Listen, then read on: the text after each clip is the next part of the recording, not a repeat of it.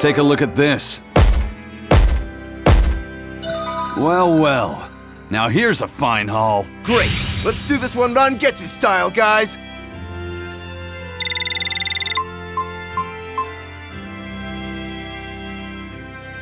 I knew this would be big. What a treasure!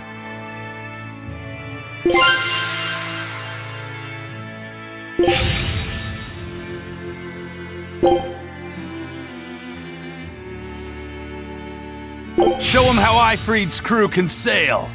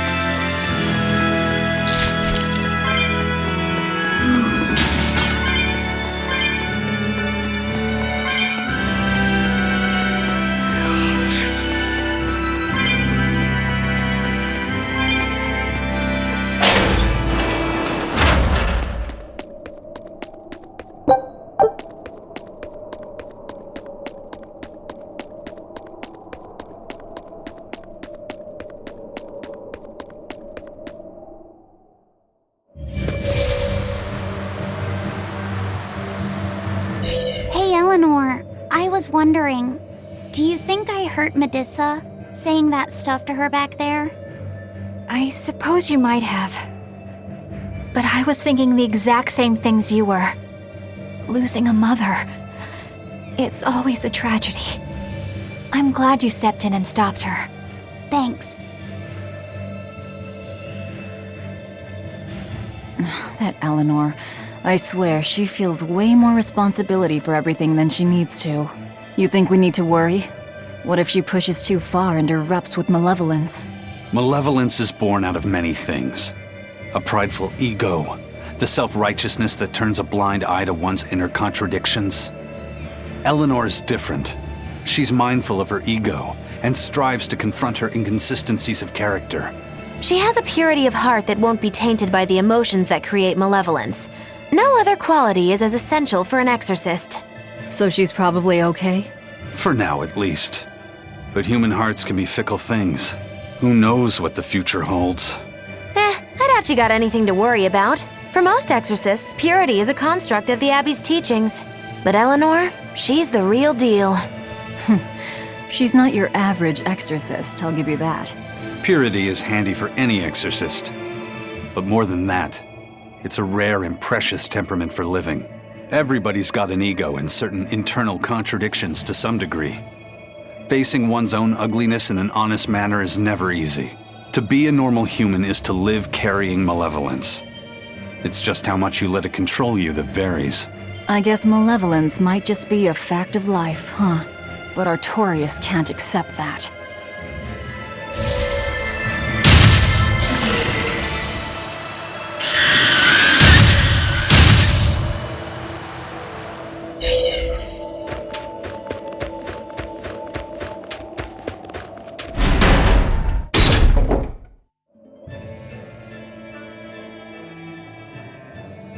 Well, I don't see anything out of the ordinary. Let's slip through town and head for Titania before that changes.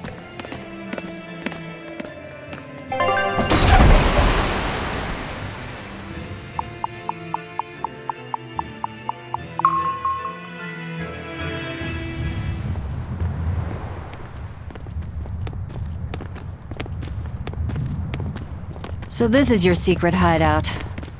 Once I get free, he won't stand a chance. You all had better sleep with one eye open. Look how worried I am. Welcome back! That's Kamoana. She's the same age as Diana. Did the Abbey really turn someone so young into a Therian?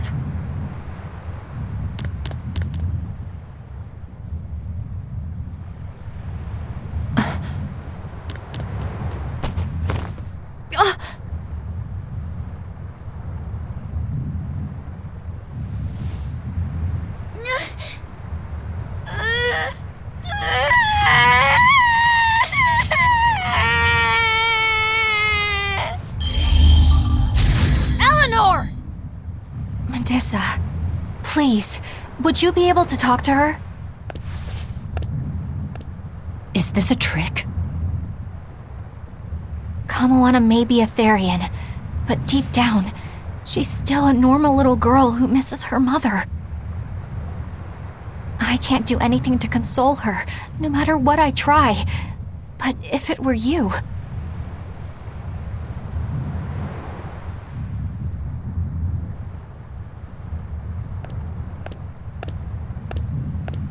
You okay? You can call me Midissa, all right? Do I scare you, honey? A little, but not as much as Velvet and Dial. But don't you think I'm scary? I had a bad dream earlier. My mommy said I looked scary and that she didn't want me anymore.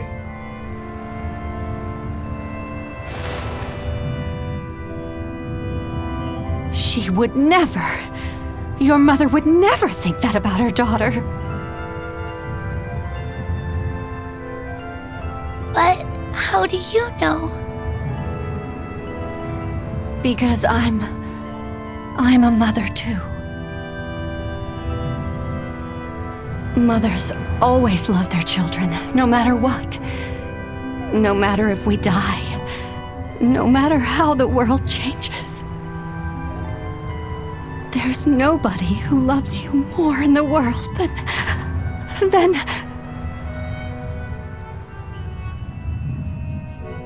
It's okay. You don't have to cry.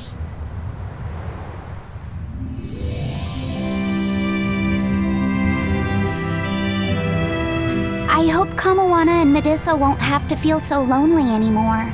Yeah, trying to stop the waterworks gets old fast. Listen, if it's not too personal, was your mother, She's dead.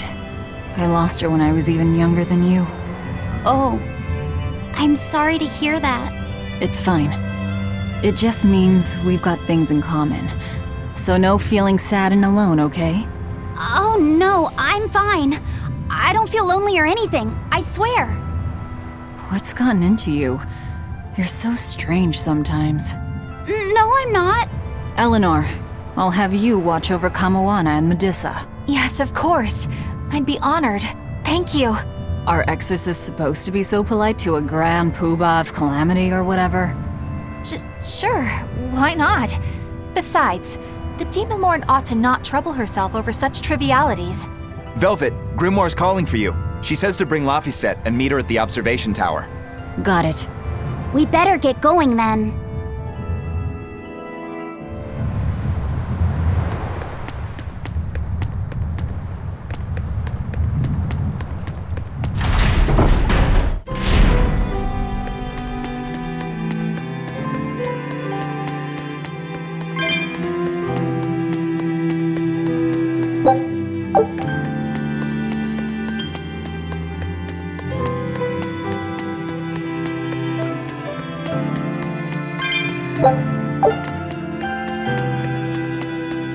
Hey, do you all have mothers?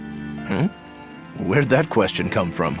Well, after hearing that Velvet, Kamawana, and Eleanor all lost their parents, I just got curious.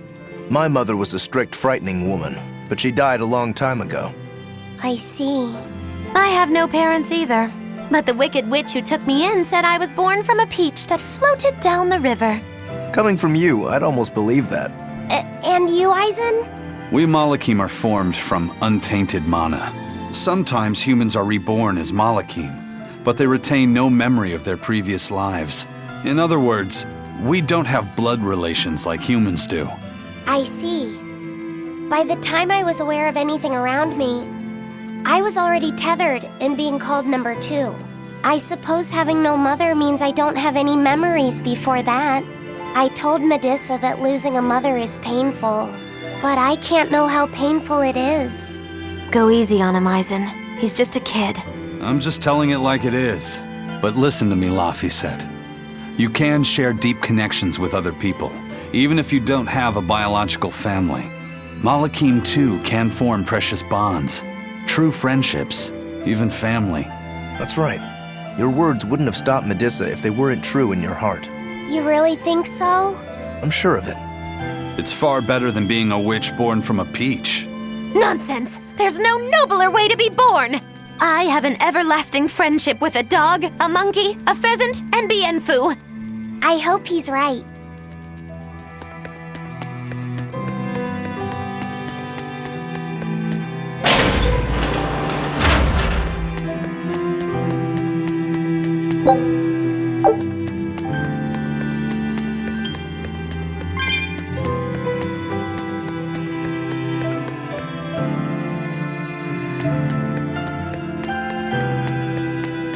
It's all thanks to you that construction of our hideout is proceeding so smoothly. About that retractable ventilation shutter.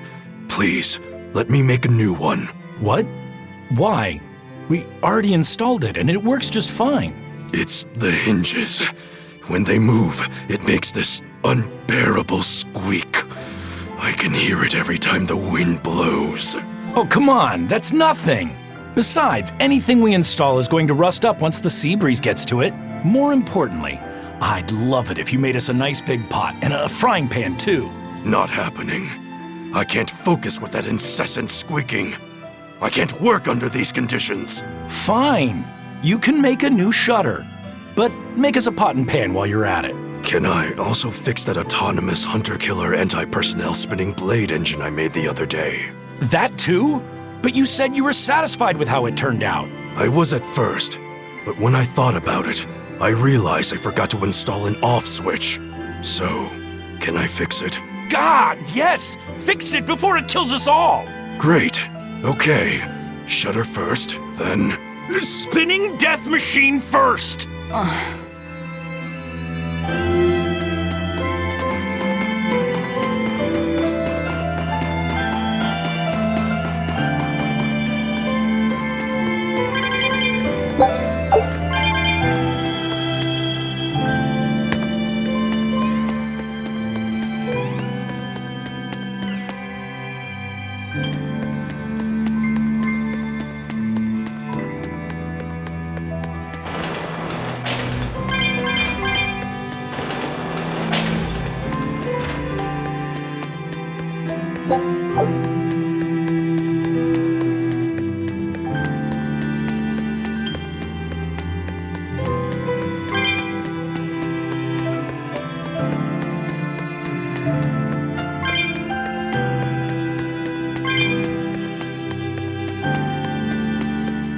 You said that Malakim can have familial ties, but what makes you and your sister siblings if you're not related by blood? Well, a very long time ago, I was born into this world from an earth pulse point up on a sacred mountain. I remained in that place for a long while, and then one day, she was born from the very same earth pulse point. Before we knew it, we had wound up living together under the same roof. Are two Malakim always siblings if they come from the same Earth Pulse point? No. The other Malakim were born there, but I never felt like they were my family. But something, I don't know what, was different with her. If she was sad, I'd feel sad. And if I was happy, she'd be happy too. She can be abrasive, but when she smiles, it's like nothing else. I swore to myself that whatever happened, I would protect her. I made a pendant from a stone on that sacred mountain and gave it to her as a lucky charm. Of course, she just wears it as a necklace. And your pendant? Did she give that to you? She had the same idea I had. She made the pendant herself and gave it to me as a good luck charm. Without either of us having mentioned a word of it beforehand, we each gave each other pendants in the same shape on the very same day. That's when I really knew that what I had felt all along was true. We were brother and sister. Is that her in the picture? Yeah. It's a self-portrait she drew for me on the day I left home. Did you draw her a picture of yourself? No. I don't exactly have an artistic side. Well, I'm sure that if you looked inside her pendant, you'd find a portrait of the person who matters most to her. I hope so. Yeah, and it would be nice if it was you.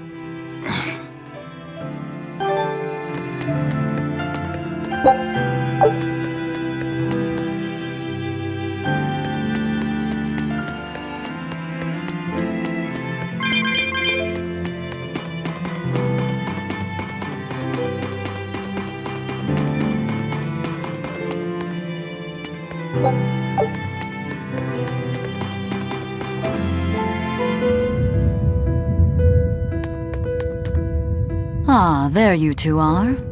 Hi, teacher. Have you made progress deciphering the book? I have indeed. It turns out there was a second counting song. I've already transcribed it. Would you read it aloud for us, child? Okay. When the 8 malevolences overflow, in the culmination of mankind's despair, Inominat will bring an end to all peoples and restore them to time immemorial. 4 Empyreans shall wield a wrathful sword and cleave the great devourer, 2 asunder to sleep beneath the earth, as scarlet moonlight illuminates the evil. The nameless Empyrean hath one heart, the nameless Empyrean hath one body. Oh, yet more delightful material to keep us awake at night. If I'm understanding this right, it's discussing the specific nature of Inominat? That's what I believe, yes. When the 8 malevolences overflow in the culmination of mankind's despair, Inominat will bring an end to all peoples. So, when the world is at peak malevolence, Inominat will use that power to bring an end to all. Is that it? He's going to wipe out all of humanity? Is that what the Abbey is after? Is that why they've been trying to bring back Inominat? No, Artorias is not that kind of man. His 2 primary ideals are the many over one, and the restoration of order through will and reason. He sacrificed Laufey to protect this world, not to eradicate it. You mean that's who he is as far as you know, yeah? People change, Velvet. Perhaps the shepherd gave up hope. Maybe he lost faith in mankind. Fools prone to sin, endlessly generating malevolence. He's not like that. If that's all true, Then what point was there in Laufey's death? Is there anything else in that book? Yes and no. This copy itself is incomplete. There ought to be further pages, but they're missing. For now, I've done all I can. There must be an original somewhere, right? Without it, I doubt the Abbey would be plotting Inominat's revival. We can be sure they have complete understanding of their Empyrean's nature. But this was the only copy in the royal villa. If the original is out there, who knows where it could be? It's getting pretty late. Why don't we call it a day? Yeah, let's get some rest.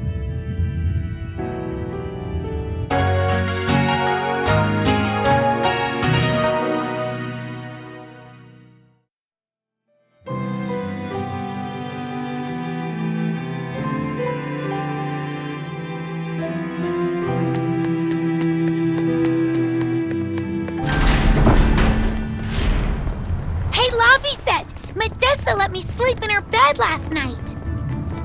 She's warm for a snake lady. That's great. She's gonna help me take a bath now. You should come join us too. What? I couldn't. It's okay. I don't mind at all. Hey, Kamoana. Did you know? Dial started to grow a brand new tail. Wow, really? I want to see. He's up at the observation tower. Let's go see. Modessa, you too. All right. But don't run, or you'll trip.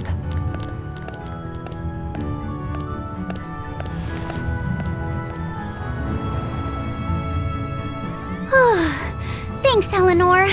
I appreciate it. Having some girl trouble, my little Moloch? I'm just glad Kamoana and Modessa are starting to feel better. Yeah, they both still have a long way to go, but it's such a relief to see them smiling. We've got bigger things to worry about. Hurry up and locate the next Earth Pulse point. Right, okay.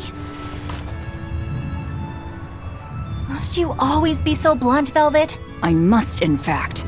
We're up against the Abbey here, and sooner or later they'll find this place. That's true, but still. Do we go find another hideout? No, we'll keep on the offensive. We'll capture the remaining Therians before the Abbey finds us. As a swordsman, I can respect that mindset. I'm not so sure we could hold this place anyway. We've got no obligation to. I found another Earth Pulse point. It's in the eastern part of Eastgand, I think. But that's... All right. We're headed for Eastgand. Then our first stop should be Port Taliesin. Grimoire always looks like she never wants to do any work, but despite all her grumbling, when she starts a job, she gets it done, and quickly too. She's frank, but she still takes care not to say anything to hurt anyone's feelings. I have to say, I like that in a woman. It's charming. Well, sorry if I'm inconsiderate and charmless then. I didn't mean it like that. You're all still so young and have led different lives.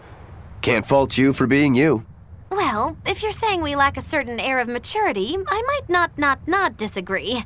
That's for sure. It's true Lord Artorius has scolded my lack of composure at times. Although I do get the impression that Grimoire has been dependable like that since she was young.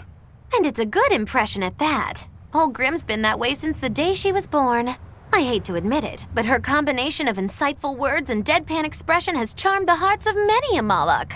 At her peak, she had a fan club 8,848 members strong, and her dinner shows would sell out the day the tickets went on sale. Molochim came by the droves to doze off listening to her live readings of ancient books. Wow! I had no idea she was so popular. Yeah, she's even a regular feature in Who's Who Among Norman. Now that I think about it, I could see how a person could interpret her lethargy as patience and her vague dispassion as maturity and poise. Compared to her, I'm just... Were you just trying to imitate her? No, I didn't mean to. Whether you meant to or not, that kind of felt like her just now. I can see it in you, waiting to be awakened, that sophisticated charm. Me? Sophisticated and charming? I don't know. Try talking like her. You know how she lets her sentences trail off. This is your make or break moment here. All right. I think I know what you mean. Here goes nothing. Oh. What do you think, Laphicet?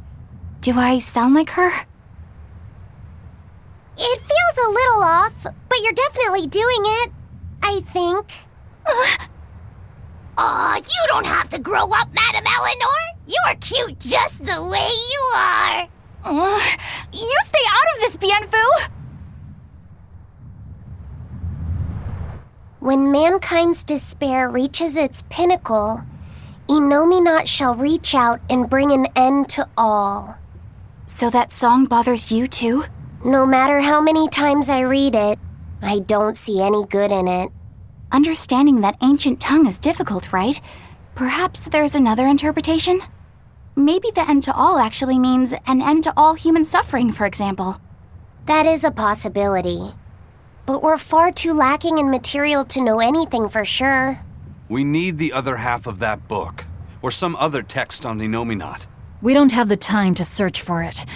Wouldn't even know where to start looking. And don't forget that that book is just a copy. Whoever transcribed it might have made an error, too. That's an unexpectedly sharp insight coming from you. I'm an expert at errors. When Miss Magilu made me copy magic tomes for her, I did it pretty half-heartedly. Didn't that cause a lot of problems? Well, when she tried to cast a spell from one of the tomes, the spell exploded in her face. It's really her own fault, though. She told me to copy 100 books in 3 days! That's impossible! Oh, how cruel! Cruel is right! That witch is a real devil, I tell you! A slave driver! Bienfu, let's go somewhere a little more private, shall we? Miss Magilu! Hush now. There's no need to worry. I'll make it a half-hearted punishment.